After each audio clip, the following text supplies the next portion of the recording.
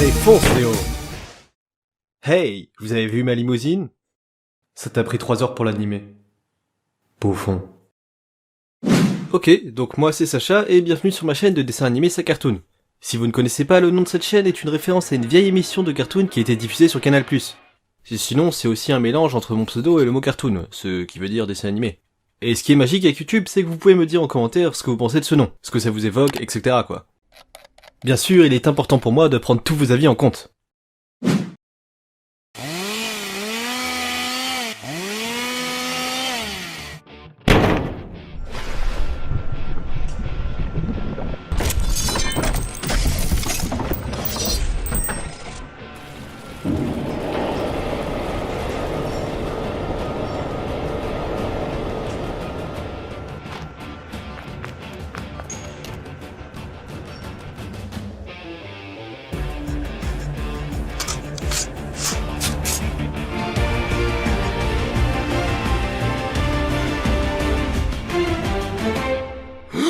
Scheiße!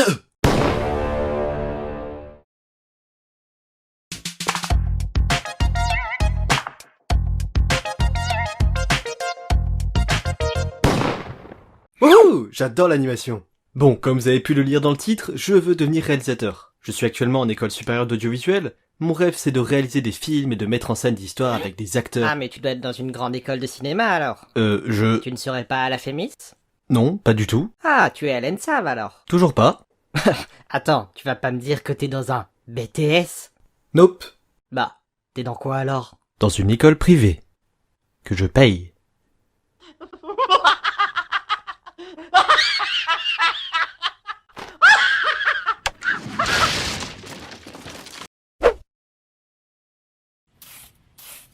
Bon, je disais donc, moi ce que je veux c'est faire ressentir des émotions aux gens, qu'ils rient, pleurent, qu'ils aient peur pour mes personnages. Et pour ça, je me dois de réussir à Hollywood. Et bon, du coup, oui, je suis dans une école privée. Mais pour être honnête, le diplôme, j'en ai rien à foutre. Je pense que ce qui compte le plus, c'est ce que je vais apprendre et réaliser dans cette école. D'ailleurs, j'ai quelques anecdotes plutôt drôles avec du recul à vous partager.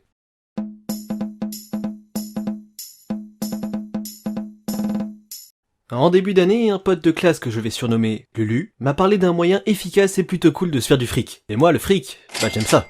Le principe est plutôt simple. On filme des images et on prend des photos de tout et n'importe quoi qu'après on publie sur un site d'images stock. Pour ceux qui connaissent pas, c'est assez simple. Le photographe/vidéaste publie ses médias sur la plateforme et les entreprises ou particuliers peuvent les acheter. Ce qui reverse une petite partie au photographe et une partie infiniment plus grosse au site. Parce qu'il faut pas déconner quand même. Et quand Lulu m'en a parlé, ça s'est déroulé à peu près comme ça. Mec, ça te dit de te faire du fric toute l'année en faisant une petite journée de tournage par mois? Ah ouais, super, à moi la richesse. Vous imaginez donc que si ma limousine n'est qu'un vulgaire dessin, c'est que je ne suis pas plein aux as. Et l'histoire drôle dans tout ça? Oui, ça vient. Attendez, il est toujours pas mort lui? Enfin bref, donc avec Lulu on se motive et je l'invite à venir une journée dans le village où j'habite parce qu'on peut tourner de superbes plans du haut de la montagne. On commence à monter et à tourner les plans de type stock, mais vu que l'on apprenait en même temps à utiliser le matériel de l'école, ça ressemblait plus à ça. C'est bon, tu tournes? Ouais, vas-y, tu peux avancer. Alors, ça donne quoi? C'est flou. Bon, après, on a réussi à faire des plans très propres, et en fin de journée, on s'est dit que ce serait cool de filmer un coucher de soleil en time-lapse. On a sorti le pied et posé la caméra dessus, et on a attendu. Le problème, c'est que Lulu devait prendre son bus pour rentrer chez lui dans 1 heure. Mais je voyais le soleil sur le point de se coucher, donc je lui ai dit qu'on aurait le temps. Et effectivement, on a eu le temps. Après avoir passé 30 minutes à faire les cons, on voit le soleil sur le point de disparaître dans une étendue d'eau. Et au moment où on ne l'aperçoit plus, on se dit « Tiens, c'est bizarre, il fait encore jour. C'est pas logique. Sauf si... » Hello, motherfucker. En fait, ce qu'on regardait se coucher depuis 30 minutes, c'était un putain de reflet du soleil sur l'eau. Et non pas le soleil qui, lui, était caché derrière un nuage.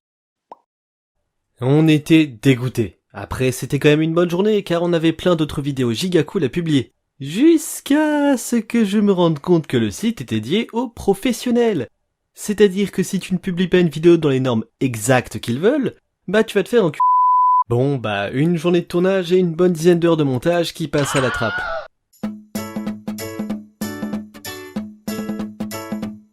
Alors, encore une fois, c'est avec Lulu, mais cette fois-ci pour un tournage d'école, un clip vidéo.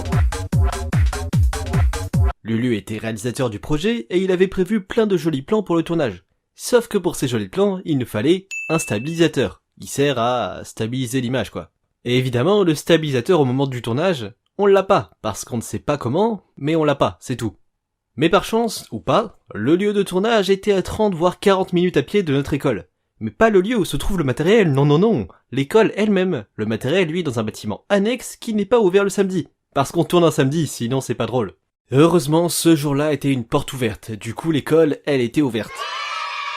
Et avec Lulu, on a rapidement compris que sans le stabilisateur, on ne pouvait tout simplement pas faire le clip, et reporter le tournage était vraiment impossible car le rendu était 3 jours plus tard. Donc tel des personnages de shonen, on a piqué notre meilleur sprint jusqu'à l'école avec Lulu sans savoir si on y trouverait un stabilisateur. Mais par chance, quand on arrive, une dame de l'administration nous propose d'aller chercher un stabilisateur au bâtiment annexe. Mais, évidemment qu'il y a un mais. Cette gentille dame ne partait que dans 30 minutes, donc il fallait attendre. Pendant que le reste de l'équipe essayait de tourner sans stabilisateur. On a donc attendu en croisant plusieurs personnes dans l'école jusqu'à ce que notre messie arriva. Hey, salut les garçons, vous faites quoi? Là, on attend pour aller chercher un stabilisateur. Ah, mais un stabilisateur, j'en ai vu un dans mon bureau.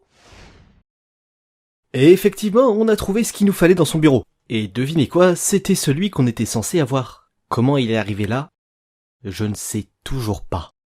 Enfin bref, on a finalement pu tourner le clip et la journée s'est finie avec toute l'équipe sur un banc dans la rue en train de manger de la pizza. À ce moment, j'avais un peu l'impression d'être dans un manga.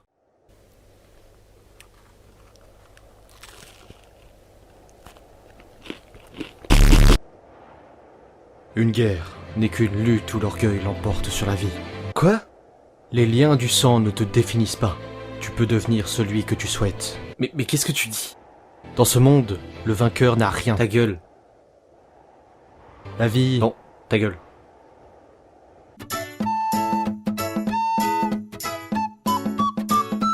Bon, celle-là, c'est la plus récente et sûrement la plus terrible niveau manque de chance.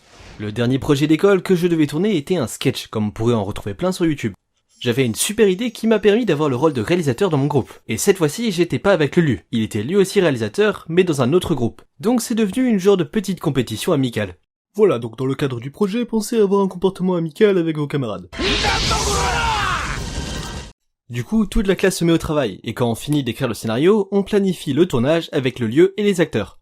Moi, encore innocent dans ce milieu, je dis à mon équipe « Aucun souci les gens, je peux très bien m'occuper du casting tout seul. » Terrible erreur.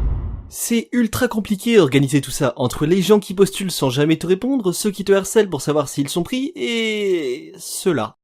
Alors, dans l'annonce pour ce rôle, cherche jeune de 18 ans, corpulence plutôt frêle, hop, envoyé. Oh, j'ai déjà une réponse.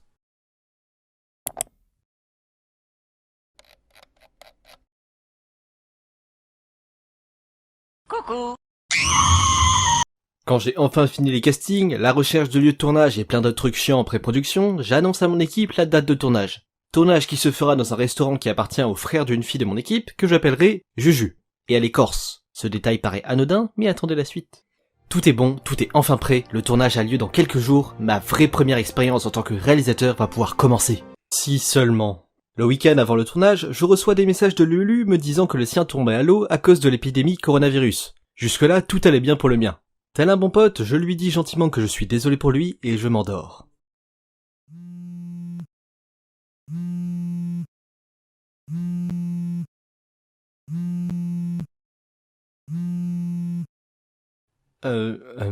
Allô?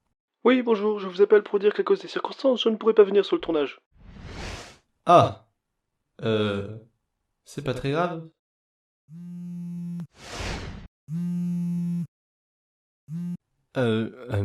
Allô? Oui, bonjour, je vous appelle pour vous dire qu'à cause des circonstances, je ne pourrai pas venir sur le tournage. Ah oui, là c'est pas de chance, hein. Mais bon, il faut rester positif. Oui? Allô? Je dois rentrer chez moi, en Corse, à cause du virus. Du coup, on pourra pas tourner dans le restaurant. Désolé. Allô? Allô? Malgré tout ça, j'ai essayé de tourner ce sketch, mais à cause de l'épidémie, j'ai dû abandonner le projet. Mais ça ne m'a pas démotivé à rendre quelque chose. J'ai commencé à écrire un épisode de sitcom avec des personnages parodiques et clichés. Je comptais tourner ça seul chez moi, il me fallait juste du matériel de l'école. J'ai donc envoyé un message à mon prof. Bonjour monsieur, j'aimerais tourner un sketch, c'est moi. Pour ça, il me faut du matériel, s'il vous plaît.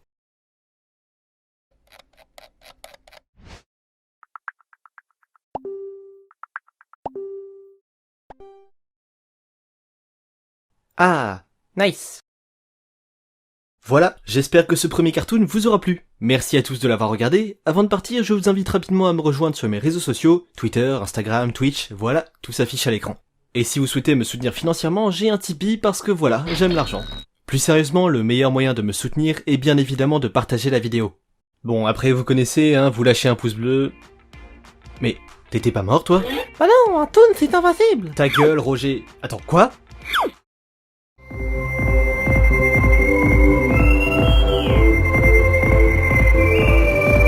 Charisse, regarde Big Daddy, c'est lui qui m'a tiré dessus.